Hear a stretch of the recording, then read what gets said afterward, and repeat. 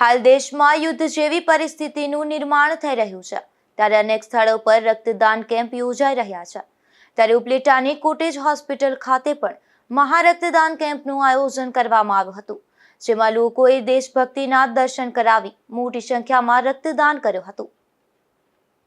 તારીખ 10 ના રોજ કોટેજ હોસ્પિટલ ઉપલેટા ખાતે બ્લડ ડોનેશન કેમ્પનું આયોજન કરવામાં આવેલું, જેમાં બોર્ડર ઉપરથી અત્યારની પરિસ્થિતિ જોતા કોઈ જાતની કેઝ્યુલિટી ઊભી થાય અને સૈનિકોને કોઈ જાતની કેઝ્યુલિટીની અંદર ઇન્જરી થાય અને બ્લડની જરૂર પડે તો બ્લડ ડોનેટ કરી શકાય એ ઉદ્દેશથી સરકારશ્રી દ્વારા તેનું આયોજન કરવામાં આવેલું। અને આ બ્લડ ડોનેશન કેમ્પની અંદર ઉપલેટાના આગેવાનો, મામલતદાર સાહેબશ્રી અને કોટેજ હોસ્પિટલ ઉપલેટાનો સ્ટાફ તથા નાથાણી બ્લડ બેંકના સહયોગથી ટોટલ 123 જેટલું બ્લડ એકઠું થયેલું છે અને ઉપલેટાના ભાઈઓ, બહેનો અને બધાએ ભાગ લઈને બ્લડ ડોનેશન કેમ્પને સાર્થક પુરવાર કરેલો છે।